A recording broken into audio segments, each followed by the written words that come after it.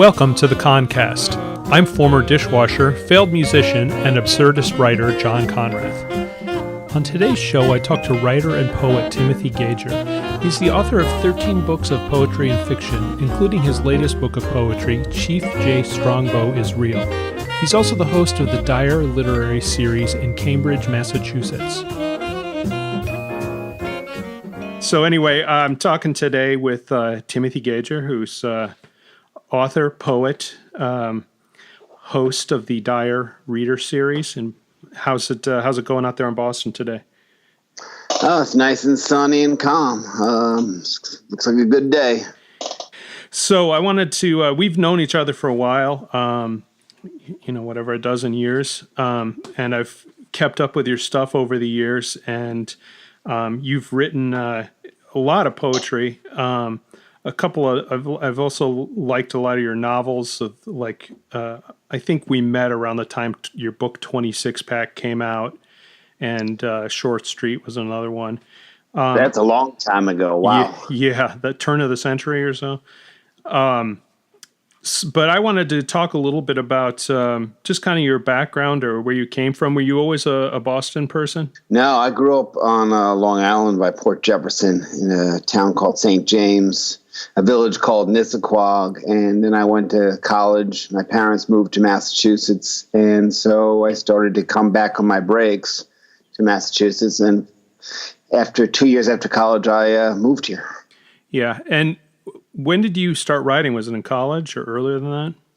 No, I hated to write when I was in college and in high school. It just wasn't, creative writing wasn't the focus, and I just hated to write, being told what to write and having a deadline and do it for grades. And I kind of found the joy of writing on my own. Yeah, and was this driven by any particular authors or? Well, I always read. Yeah. I enjoyed reading, but it was more based on that I had like something going on in my life, and I felt like I needed to journal about it. It's kind of as a catharsis. And it wasn't like I'm going to write today. I was like, I'm going to feel better today, and so I journaled nearly every day for a couple of months, and then I was like, okay, I'm feeling a little bit better about what's going on, and I ended up 2 weeks after that, I missed sitting down and writing, and I wrote pretty much my first short story at that time. Yeah, and this was probably back in the day before internet publishing and all that kind of stuff. So, what was your kind of trajectory on that? I mean, were you writing to get this stuff published, or just writing on your own? Or back then, I think I was writing to show people.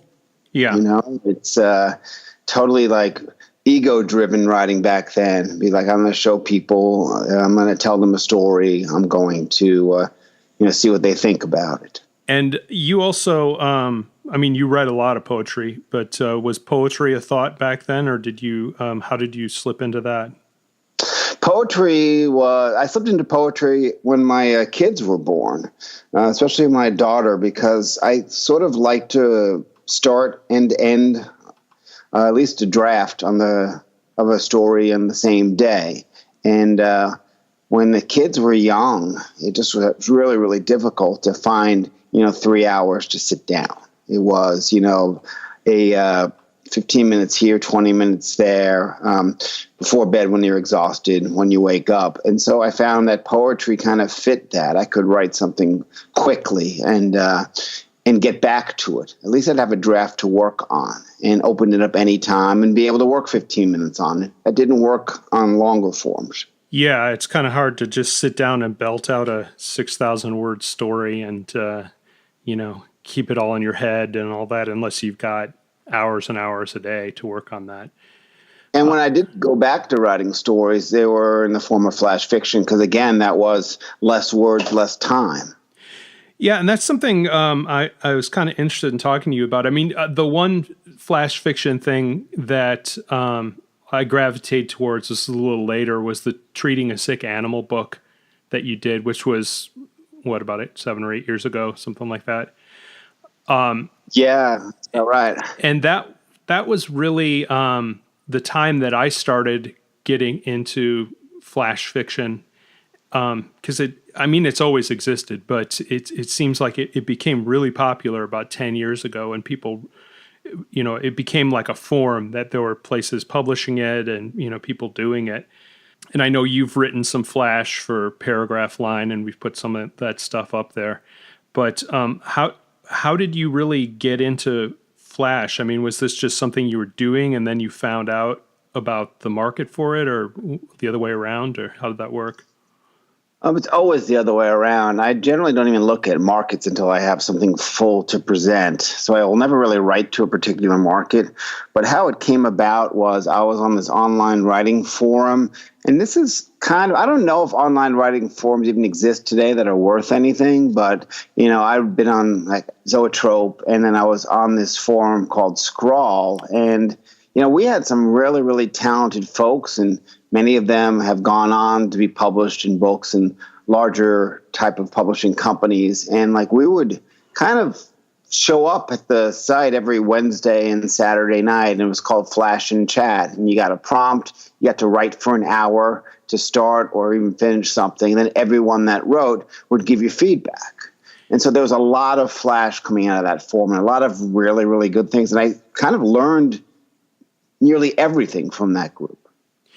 Yeah, you invited me to that group a little bit later on, and I know I poked in there and I read a lot of the Flash and stuff. I don't think I might have posted like once or twice, but I'm much lazier. A lot of people got poked. A lot of Squad members got poked within themselves. That's for sure. Yeah, but there were people in there that were pretty hardcore as far as, if you're turning out something every week from a prompt and you're doing it in an hour, and that stuff just adds up. But it seems like there was a lot of dedication from people. And it's also one of the things I kind of learned from that was there's really a definite form to Flash. I mean, you have to set it up, draw it out, bring it back in a couple hundred words or, under 1,000 words. And that's that's some real kind of Zen haiku shit. I mean, you have to really be able to focus on that and do it. It's like a poem and a short story combined. Every word, every sentence must have a purpose. And also the thing is, it can go you have many different ways to go about it. For example, you have your general short story line that, it starts kind of low and then the tension builds and you reach the apex, and then, you have this resolve. And in Flash, you can start it right on the apex, or you can have a miniature version of the traditional storyline, or you can just write a really, really great narrative poem that's not plot or conflict heavy, but it's just beautiful, beautiful writing. So there's a lot of things you can do with it, which is great. Yeah, it's definitely, there's a lot of versatility to it, more than you'd think for something so short, because you can, one aspect of it is you could take what would normally be a 6,000 word short story and just really kind of summarize it and just have a cold open of okay, the first 1,000 words don't even matter, just cut it out and, kind of sum up your ending fast and, do that. But then, I write more of the vignette type stuff or the slice of life type things that maybe don't have a plot. And that was one of the things that came out of Scrawl, was just seeing some of those other people take completely different approaches to, what some people might think is just kind of almost a throwaway format.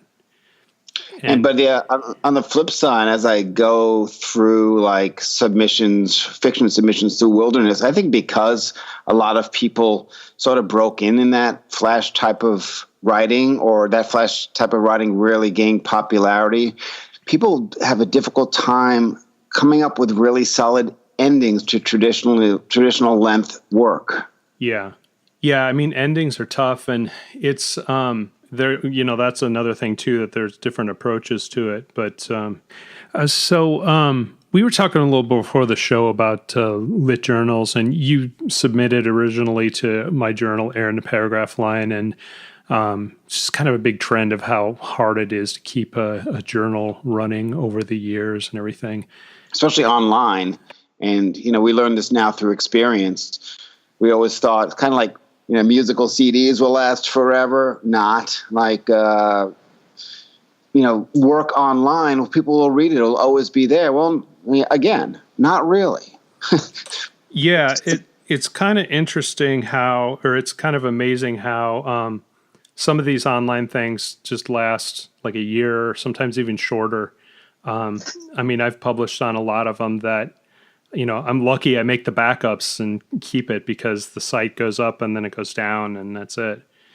Yeah, at some point, someone had a really great idea to start a literary magazine. Then after a year, they're like, not enough submissions, or too many submissions, or I really don't have time for this.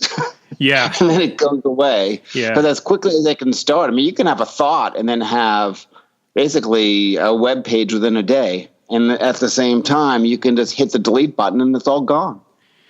Yeah, it seems like sometimes it's just people, it is a great idea. And then within 6 months, they're like, well, I don't want to pay the $10 a month anymore to have a website up or whatever.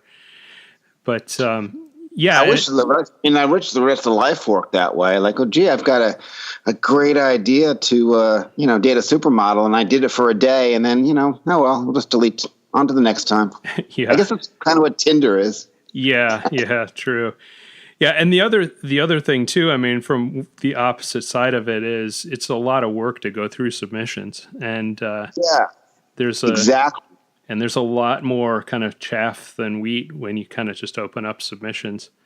I kind of dread it, and in a way too, it's like your magazine is not going to be really great unless you get that large amount of submissions to pick through, and then then at that point.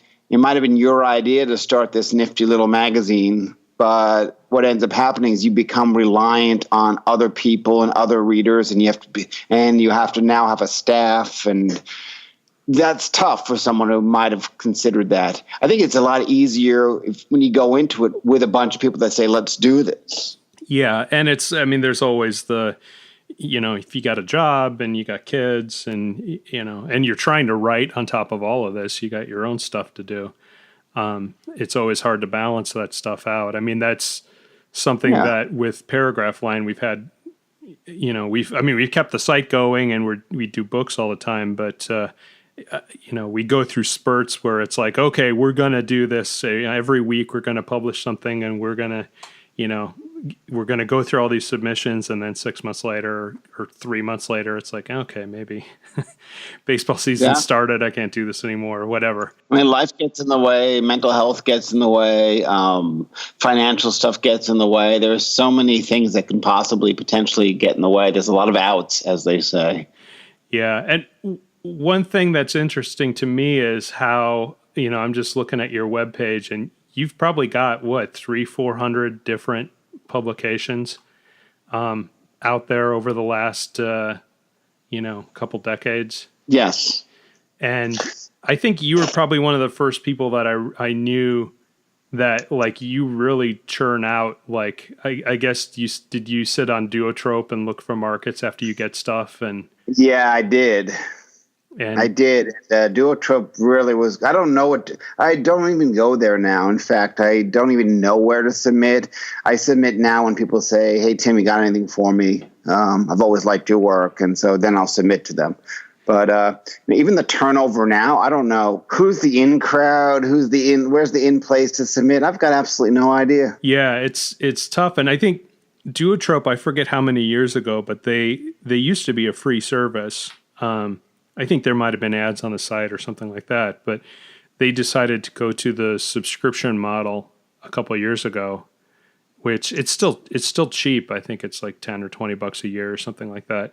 But it's not bad. Microsoft followed right behind after Duotrope. Yeah, everybody did. Adobe and everybody else, but it seemed to. I paid for the first, after they opened it up, I paid for the first year, but I noticed like a big drop off of available markets, and also on the other side of submissions that I got from people. It's hard to pull people in when it's a paid service like that. But I just find that's more and more in general, that besides writers not getting paid, writers now even pay to submit and contests and whatnot. And if it's there to keep a really, really good market in place, that's fine. But, it's really tough to Like, I don't think I've ever paid to, well, maybe I've paid for one or two contests, which were, important presses or important publications, but I don't think I've ever paid to submit like one story or like, pay $5, $10, $20 for like 5 poems. It's like, I don't get paid $20 for a published poem. So just for the right to submit it, to pay $20, Yeah. I don't know. I mean, I think I might consider, I don't think I've ever paid to submit. I think I might if it was like for a good cause. Like if somebody was saying we're taking all the money and donating it to,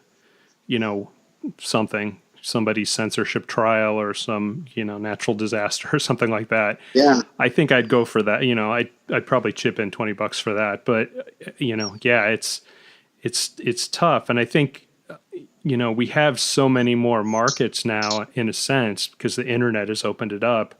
I mean, versus the way it was in the 90s when you only had academic presses and, kind of bigger magazines and stuff like that. But it's also very diluted now. I mean, I don't even know who reads internet stuff half the time. Exactly. I do not either. My friends do. And the people that follow my writing do. But in terms of like, Joe Blow, who's my Joe Blow friend on Facebook, when I present a link like, I was published on this, that, and the other place, is Joe Blow clicking and being like, that's a really good poem. Yeah. Yeah, it's tough. I know, each of us has our own following of friends and people who've, got into our stuff over the years or whatever. And it's one thing to kind of preach to that small group and say, okay, I've got something. And, you hope that, if you have 100 fans that, a dozen of them click through and read it. But as far as attracting other people, I mean, sometimes with an anthology, you'll get somebody else's reader will read your stuff and pick up on it. But, yeah, it's not on the internet. Yeah. Well, also my internet stuff ends up being like, screening process for dating when people Google me or people want to read at Dyer and they want to find out maybe about the series or about me and they'll run into a story or a poem. And that's kind of like by having 400 pieces published, it's like this, spin the wheel of fortune. If someone is interested in me as a human being, they're going to find something, apparently. Yeah. And so Dyer, I wanted to talk about that a little bit. So you this is actually how we met because you invited John Shepard to read out at Dyer. And you came to that one. I remember that. Yeah, because I'd been talking to John for a little bit and he said I got this reading and, I hopped the bus from New York to Boston and came and checked it out. But when did Dyer start? 2001 it started. So we've been November will be our 200th Dyer series event. Oh, wow. And congratulations. February will be 17 years. Wow. And how did this come about? I mean, how did you decide to do it and how did you do it? It started as I was looking for, as a short story writer in the very limited universe that I was in, how do I get my work out there? As an unknown writer, you can't walk into a bookstore, and for many reasons today, you still can, and be like, I'd like to have a reading from my book. It doesn't really work that way with a small press all that well. So I was like, where do short story writers read? There are tons of open mics for poets and every different kind of poem. They even have there's a open mic for slam poets. There's an open mic for traditional literary poetry. There's an open mic for if you want to write for every possible style. There's a night, and I could go with a short story and read 3 minutes worth of it because that's what they give you and be like, okay, read the rest of the book, or and they lived happily ever after or whatever. And I just figured, well, there's got to be other people in my boat that are short story writers that would like 15 minutes or so to read at the open. So instead of numbers of open mic slots, I basically put up an hour And if someone wants to read a 5-minute flash piece, then there were 55 minutes to fill, etc. So there'd be an hour of open, and I'd have 2 or 3 features, people that are published that have a book to promote. That's sort of the guideline. You have to have a book. And so I would mix the features with the open mic people. And it's, it turned out to be a really, really good mix. We've tweaked it a lot along the way. And, it's still going and still going well. Are you guys still in the same space? We are here's the space. Initially, it was at the Cantab on a Tuesday night. And then the Cantab, it was a brand new series and it didn't do well. The bar at the Cantab in Central Square did not make the money it wanted to. So after a couple of months, they were like, oh, we're going to go in a different direction. So take your series and go in a different direction, please. Like, get out. Yeah. So I was like, what do I do with this series? I was like, this is a good idea. What do I do with it? And I'd heard of the Out of the Blue gallery through somebody else, and they had, literary and poetry readings. And they had Friday nights open, one a month. And I was like, wow, Friday night. That would be good promotion. And so we started out on Brookline Ave, way by the river, and people were willing to walk down that dark street and come. And then the gallery was forced to move, and they moved to Prospect Street, where Dyer existed for 10 years, 11 or 12 years, something like that. I lose track, but maybe 11 or 12 years. And then they moved to a huge space, which I don't think you've seen yet, John. It's right on Mass Ave, and it's the old Blockbuster video store. And they have artist studios within the space, and they have readings, and they have music now and shows. And it's a great place for the arts, but the rent is really, really high. So they're trying to stay there. I mean, the rent's outrageous. So they're trying to stay there. They have limited time left, so they may move again. So I might move with them, or maybe that'll be the end. Who knows? I mean, maybe they'll move to a space that's not, suitable for whatever event. I don't know if I would like to go to a different place. I don't know if I want to move Dyer. Yeah. I mean, that's tough. I mean, we have out here in San Francisco and even in Oakland, we have that constant, rents are going up and up, and art spaces are getting more and more scarce, and, are getting pushed further out into the, across the bay and into the suburbs and stuff like that. It's hard to, it becomes a pay to play too. Yeah, like the rent at the Out of the Blue has always been reasonable for me, but like there are other galleries, and I hear that there are events, and it's like, they charge $300 for a couple hours, and that's not about having an event. That's about like, well, you know what? Like I'd rent I would rent a certain function hall for a party, or I'd rent a function hall for a wedding and pay $300 an hour. But it's kind of like if you do it for a literary event, it's like, welcome to me. This is my party and I'm paying $300. I'm going to invite all my friends. And that's not what it's about. Yeah. I mean, that's more like just kind of a catered, pre-planned thing. And it's not a series. It doesn't, it's not organic or whatever.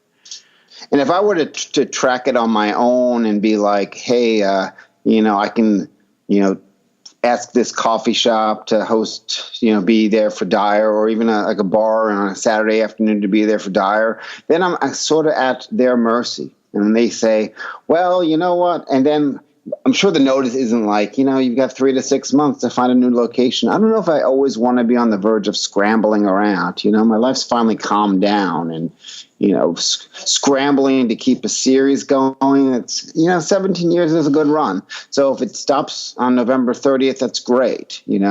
I can be proud of what has happened. But if it's, if things happen that make it easy to continue the series and get it going, I'm lined up for potentially through 2018. I've got already booking people into that year. So it's going to end when it ends on its own. I don't think I'm going to pull the plug on it. Yeah. Well, keep fighting on that. Keep it going. Yeah. So I mean, there's other ideas to do it too. I mean, do it as like a live thing on Twitter or Facebook and just get the authors in, and but are we going to have like 40 to 100 people sitting in front of their computers and being like, wow, like this is great literature from this new writer. Where do I get the book? People tend to just tune in for like 5 minutes and be like, yeah, Tim's wearing a nice shirt today. Let's see what's going on in my fantasy football league.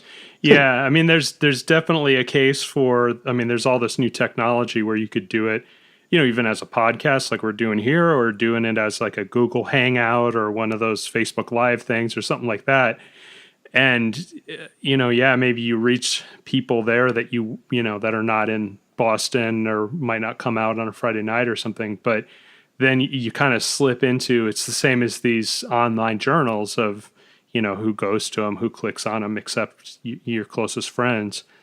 Of, is that market going to get just as watered down as the online journal market? And it's not even your friends. You show up in an electronic venue and there are the options for people to click away from it. They will. It's kind of like what killed MTV.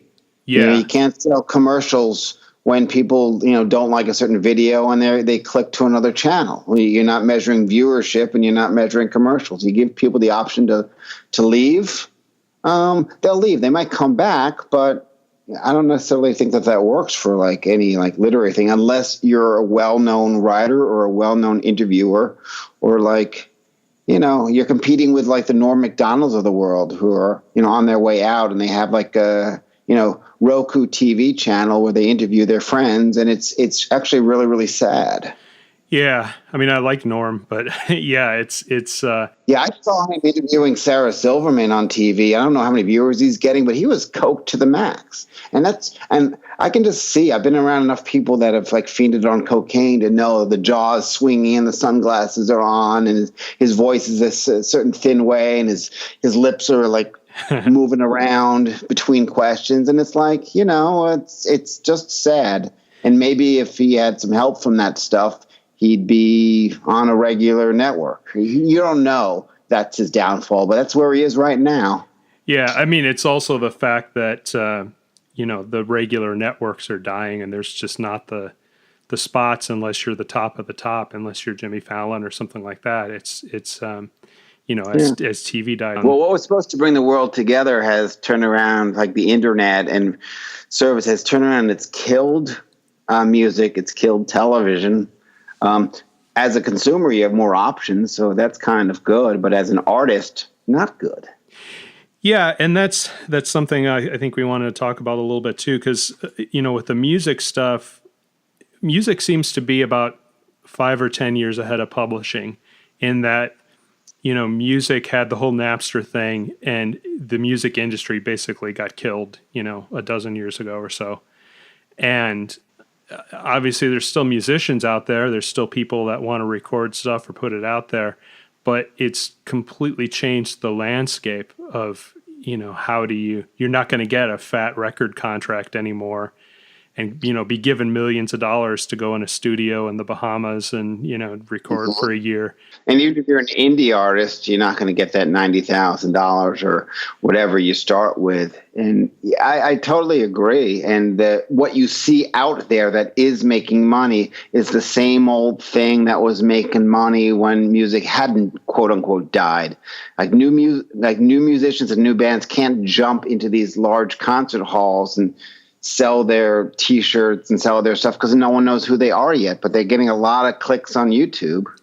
Yeah, and that's it seems like there are artists, because I have friends that are musicians and stuff, and the ones that are making a living at it, or very meager living at it, are the ones that can really grind it out, that can just work on their focused fan base and really try to tour the small cities on a shoestring and try to, get the stuff out through Bandcamp or, any of these independent, not labels, but just websites or whatever. And it seemed like all of that stuff started happening, 5-10 years ago in music. And now it's happening in publishing too, of like, there's no more mid-list anymore for publishing houses. Either you're a celebrity that's a big name and you're given a book contract, or you're on your own, just trying to either self-publish or find a small press that can, believes in your stuff enough to get a book out. And, I know you've done a lot of small press stuff. You haven't self-published, but you've done a lot of stuff. Like your new book was on Big Table Publishing. And just a plug, Chief Jay Strongbow is Real is your new book, which I was taking a look at last night. I got my copy in the mail. Nice. Thank you. So what was your experience as far as getting into publishing this stuff, and how are you keeping afloat with it now? So you want to go back to 2000 or 1999, or you want to talk about right now? Well, it's sort of different. Yeah, I mean, because you did, what was it, Dead End Street? Was that your first experience with 26 Pack? My first experience. Well, actually, before 26 Pack, 26 Pack was my first print book. I had a book that was an electronic book only through Dead End Street, and it was like a 65-page book of short stories called The Damn Middle. And it was funny. A bunch of publishers were sort of trying to, and I wish publishing would still continue to do this. They were trying to latch on to the wave, and the wave was like before Kindles, before the Barnes and Noble. Before the Barnes and Noble reader, there was this RCA ebook reader, or there was another ebook type of reader, and they were the only ones doing it. And like some of the small press publishers are like, we'll go ebooks only, and this is the thing of the future. And if we do it now, that would be great. And so the Damn Middle was an electronic book only, and the catalog, I got the ebook reader myself, and the catalog you might have had 100 or 200 books, and it was kind of cool. It was like this underground thing, and it never quite took off. Like even with Kindle is quote taken off, but like Kindle has not replaced the book. Yeah, I mean it's I remember those RCA readers, and this was like kind of at the crest of that first internet wave, like around the turn of the century or so. And yeah. I think at that point, like the internet was growing so fast, they were just like, everything's going to be internet and stuff. But there was a completely different vision of that. But I remember that. And also there was an app on the Palm Pilots, those little tiny screen, green screen things. Oh, I remember that. Yeah. And it was kind of half baked at that time. I mean, the RCA thing was a little better. But yeah, the Kindle thing was kind of that really started to take hold about 10 years ago. And the reason is the bigger publishers bought into it. I think the bigger, like what Amazon did with Kindle is very similar to what Apple did with iTunes.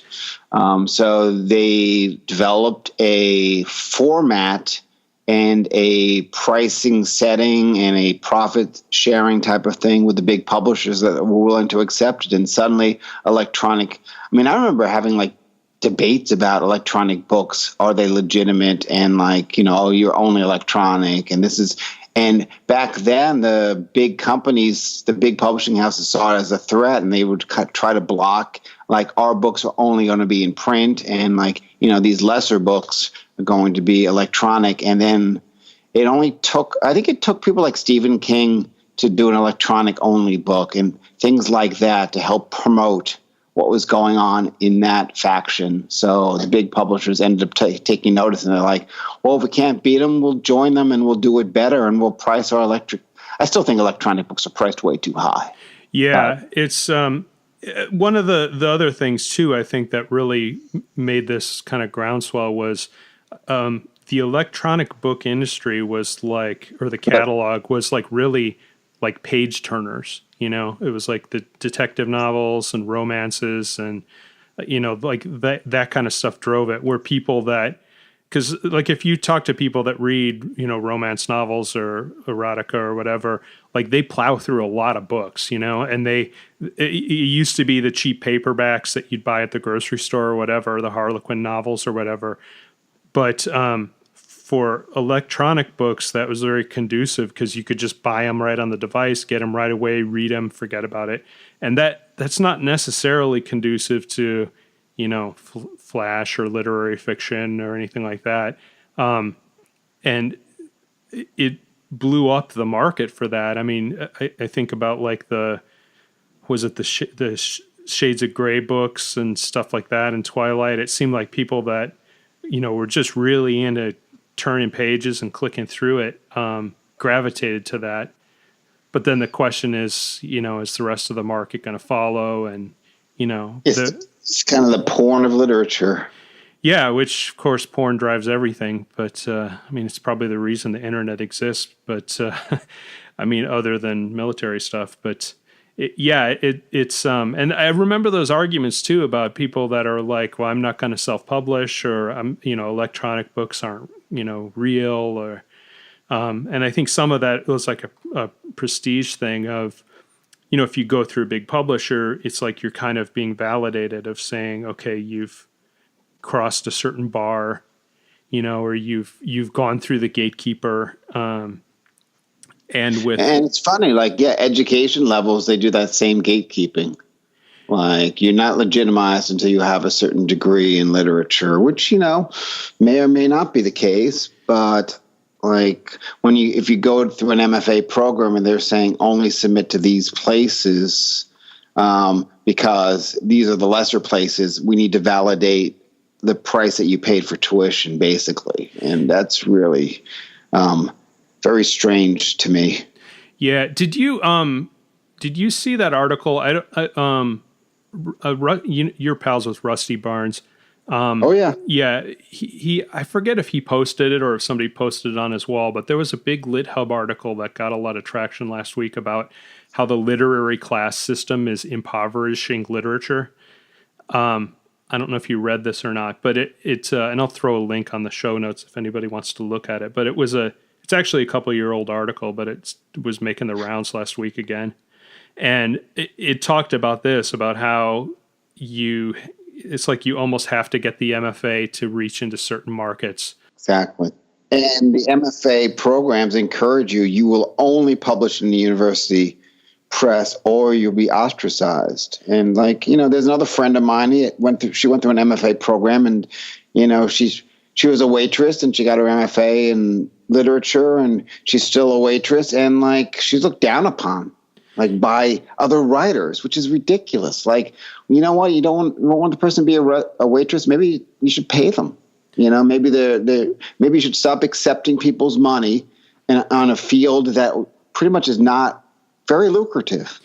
Yeah, and I think the brunt of this article was just talking about the fact that, if you get an MFA, you're going to be out whatever $40,000, and if you are if you're waitressing and you take out a bunch of loans or do whatever you have to do to pay for it, that's one thing. But I think a lot of the people that go into an MFA program and then get internships at big publishers and stuff like that are people that, their families have a lot of money, and it's not and it's not we're led to believe that it's an even playing field and every American has a chance and all that, but it's definitely the case. If your family has money and you can just, have the money to kind of fuck off for 2 or 3 years and go through an MFA program, you're going to be able to do internships and, do all that. But win a chance to be an adjunct professor at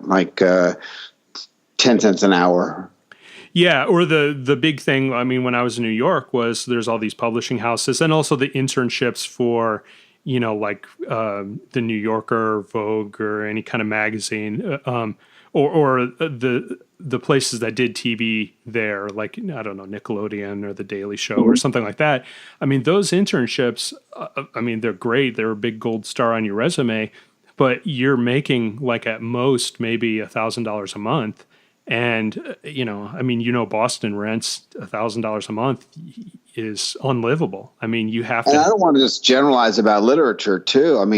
They're pumping out law degrees in a market that's not hiring any lawyers. Yeah. And if you've got the money to pay $2 or $3 grand a month in rent in New York and, do all that. Yeah. Or more. And, pay to take an Uber everywhere, Subway, and, pay $50 for lunch. That money. Yeah. So, and that's different from, and I guess that's the big, divider for me, or what has always been interesting for me, or what we tried to do with Paragraph Line, is kind of the notion of insider versus outsider fiction, because if we do a lot of outsider stuff, and we talk to, we publish a lot of stuff of just the people that are the dishwashers and the bartenders and the people on the the lower end of the spectrum of economy that are still writing and still putting out good stuff and talking about their lives and talking about what's going on. And, those are the people that, their MFA program is real life.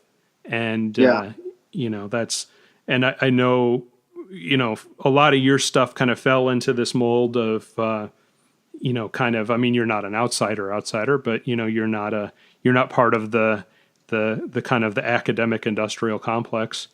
I think a lot of the places you've published and some of the people that you've had at Dyer and stuff definitely fall into that camp too.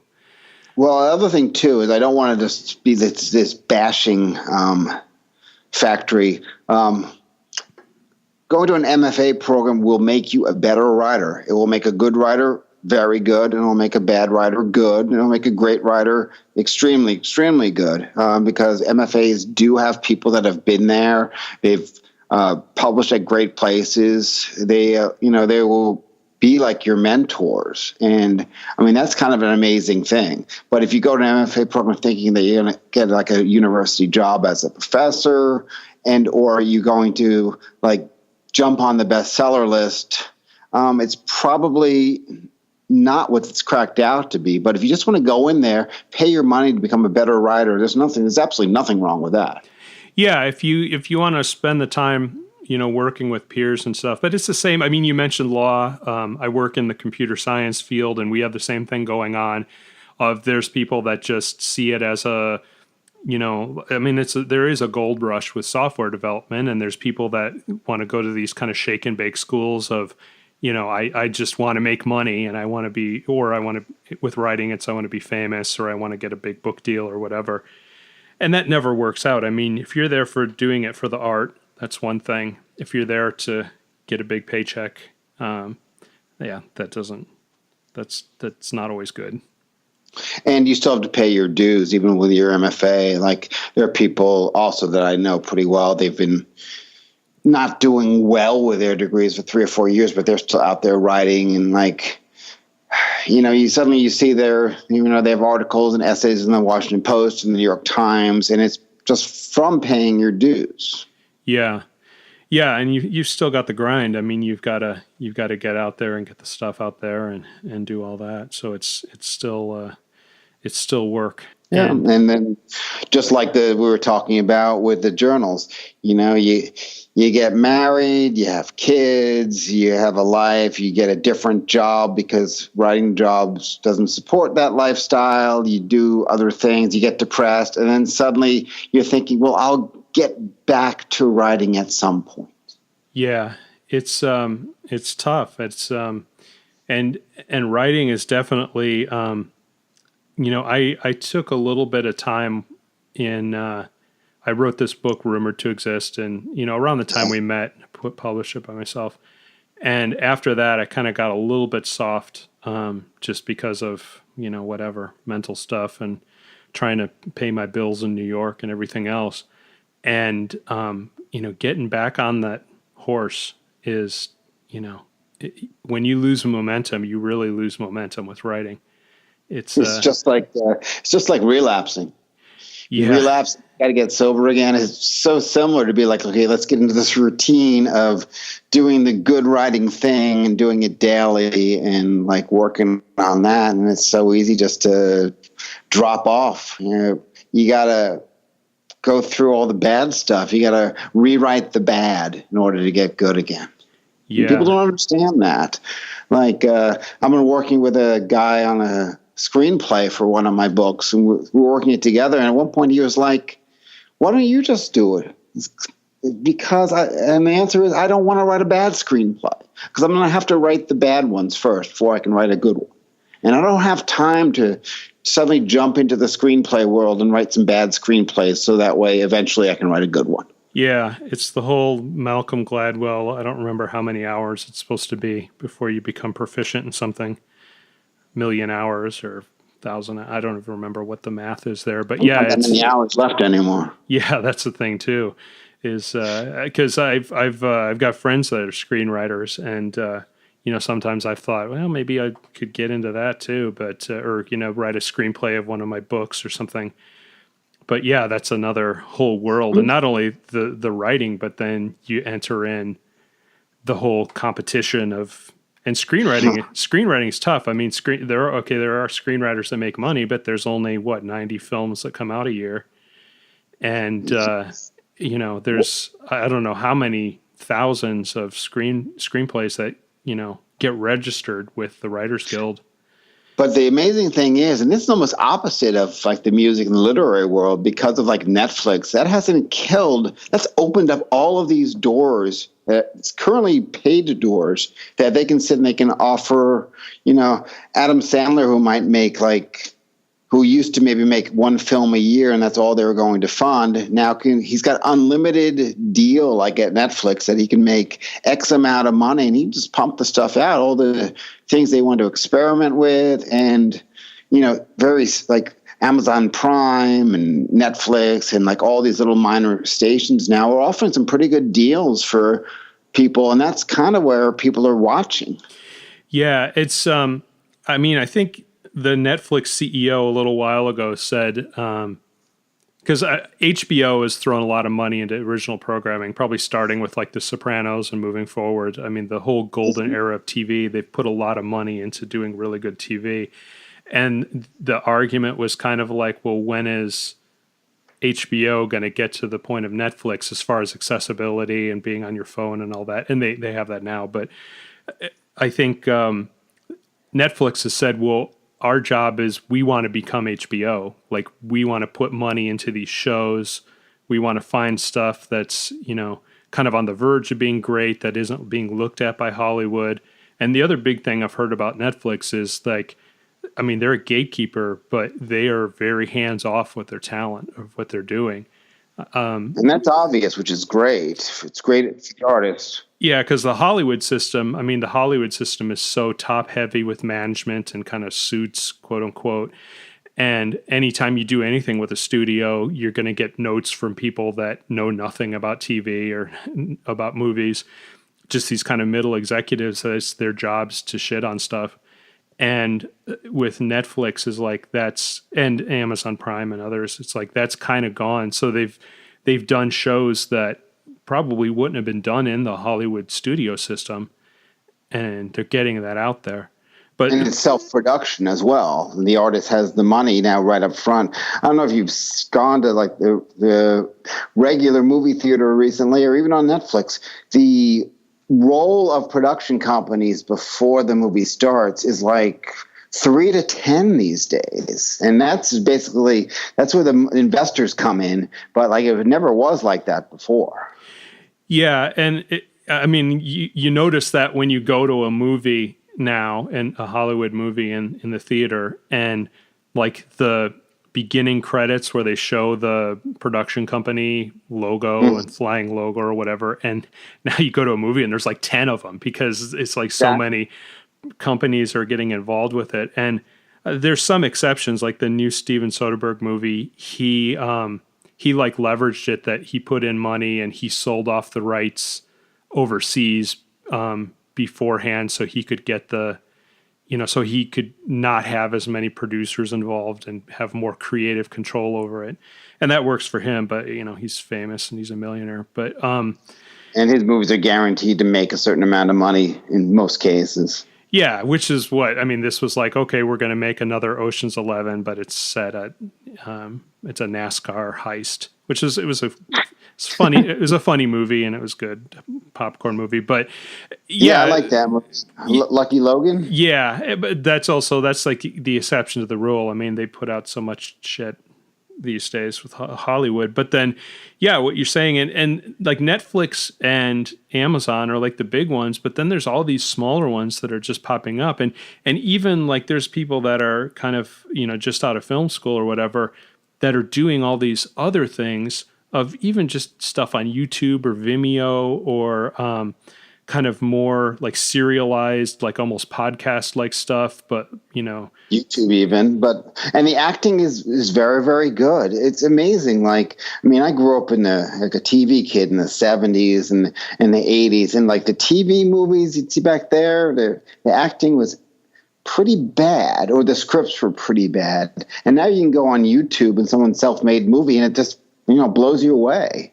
Yeah, and the technology's caught up with it too. I mean, that's definitely true with music. I mean, you can just plug into your stuff into your laptop and it can sound as good as a real recording studio. But I think even with film, I mean, you see people doing these like special effects on their computers and, being able to get it to look right and edit it all on the, whatever Final Cut or whatever on their Mac. They can get great stuff coming out of it.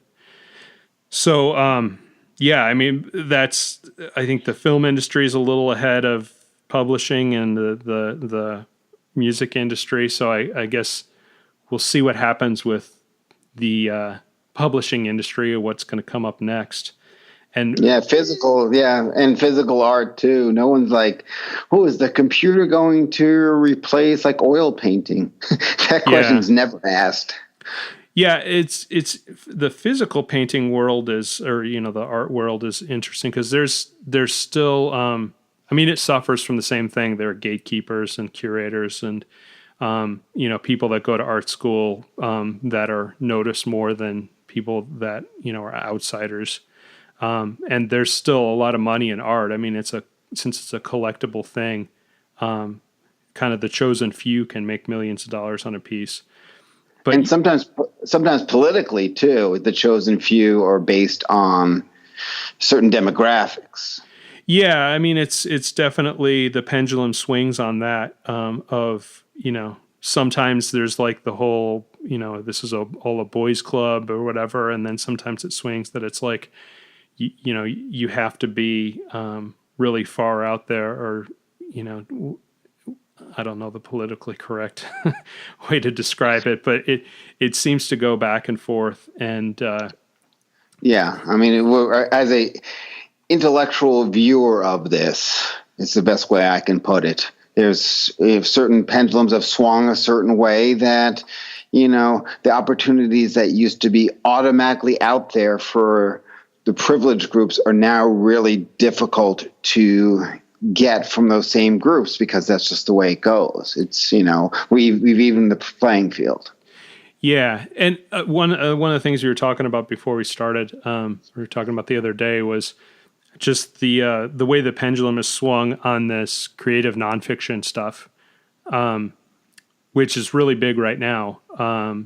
And because I remember the wave of, around the turn of the century where like Augustine Burroughs was really big and, people like Toby Young were writing these memoir type books of like, he wrote that book, How to Lose Friends and Alienate People, which a lot of people had a bad reaction to. I mean, it sold a lot and it did well, but a lot of the people that were kind of outed in that book took offense to it, reviewers and stuff.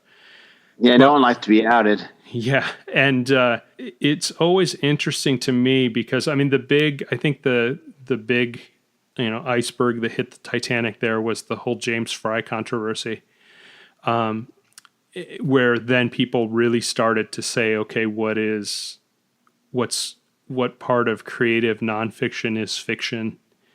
And I also believe, I believe that James Fry was totally innocent bystander of all of that. Yeah, I think part of that is, and Augustine Burroughs is probably a good example of that, is when the creative nonfiction stuff blew up and a lot of money came into it, when people were on Oprah and getting movies made and stuff like that. I think anytime there's a big amount of money, there's going to be a certain amount of criticism. And in the Augustine Burroughs case, there was a big lawsuit about that, like a multi-million-dollar lawsuit by the family. I remember. And part of that is just kind of there's once things get big enough and there's enough money involved, there's going to be a certain amount of kind of ambulance chasing. Well, but then again, if you call something nonfiction when it really is fiction, and you're saying basically if it's fiction, you can say anything you want about your family. You can say your father dated a sheep, and had intimate relationships if it's fiction. Now, if you're calling something nonfiction or creative nonfiction, and you don't like your father, and it takes you to that place that your father's dating a sheep, guess what? Your father's going to sue you because you're calling it nonfiction. Yeah, and that was part of the big thing with James Fry. I mean, he wrote. How did the sheep get in there? Yeah, we won't go there. But yeah, with James Fry, he wrote a book as fiction. I mean, he tried to sell it as a fiction book. Exactly. And they came back and said, well, that's not what's hot right now. So let's make it a memoir. And he said, okay. Or his people said, okay. Yeah. And, he got burned on that. And yeah, I mean, that was kind of, he just got pulled. Hung out to dry. I ended up feeling really bad for him. Yeah, I really did. And I ended up, I met him years later. He's just a really, really nice guy. And he just wants to write, and he's a good writer. Yeah, he's interesting because he's tried to start this second life of, he had that kind of publishing studio where he was really trying to focus on getting books that had Hollywood tie-ins for movies. And he's wrote a lot since then too. Yeah, I felt bad because I didn't know what his personal struggle was. I mean, obviously he had substance abuse issues and stuff like that. And to get that kind of mixed in with kind of getting outed and, smoking gun, publishing his arrest reports and, doing all this, people kind of the witch hunt behind it. And I don't think any of the controversy about, creative nonfiction versus fiction. None of that was his fault. I think he got dragged into that. And it's I guess the thing that I'm noticing now is all of that happened. And then, what was it? 2004, 2005, that kind of collapsed, and people still wrote creative nonfiction, but it, then it moved to, I don't know what the next trend was after that, vampires or something else, or YA books or something. Mm-hmm. And it kind of got forgotten, and now it's just kind of popped back up again, where a lot of people are doing it. And there's even there's MFAs that you can get just doing creative nonfiction, which is kind of scary to me because it's just do an MFA and learn the tools and figure out your stuff, but to focus on what's the trend right now, because that bubble is going to burst at some point again. And I don't know if it's going to be because of lawsuits and all that, or if it's going to be that people are just going to be yeah, we're not interested in that anymore. That's the Rubik's Cube or whatever. We'll put that aside and go on to the next thing. What's like that with movies? It's like that with writing. What is selling? And there's certain things that will always sell in writing, like a president's memoir or a tell-all book that reveals somebody that, that is true. Or, those things will always sell, and they, but are they going to offer an MFA in those things? No, I doubt it. Yeah. An MFA in ghostwriting might be interesting. I guess you'd have to learn the ethics and all that kind of stuff. But I mean, you do that in journalism school, I guess. Or, you did. Journalism is another thing that's dying. It certainly is. You can say, wow. Yeah, you can say anything you want and call it true. And, call BS on any counterpoints. And, that's sort of what journalism is now. Yeah. The internet also has their hand in that as well. Yeah. Well, it's also, the other side of that is that all of these journalistic outlets are dying. Through consolidation and through whatever. There's just no money in investigative reporting or anything. Back in the 70s, you could kind of sit on a story, or, if you found out about, the Love Canal or the Pentagon Papers or something, there was enough money around that you could sit and really research it and work on it. And now it's all, just these little clickbait stories, and there's no. And you're racing to get it out first. Yeah, and there's just no money. I mean, I've known people that worked for these little newspapers in small towns, and all of those are just getting bought up by two or three companies that are just pushing everybody out. And just saying we can do this cheaper by whatever, putting out the same story. And yeah. So but we still keep going. We're still, you've got this new book out, which looks great. And you're working, are you working on other stuff now? Or are you? I'm currently not actively writing. I mean, I'm involved in that screenplay type of thing, but I'm not actively writing. I have enough manuscripts kind of done to put out the next few. So, I'm just kind of taking it kind of leisurely.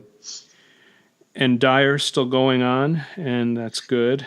And you're pretty booked up. I guess if for people in Boston that still want to go by, you still do the open mic format also. Yeah, it's the first Friday of every month in most cases, and you can go to the dyerreader.com website and find out when the next one is.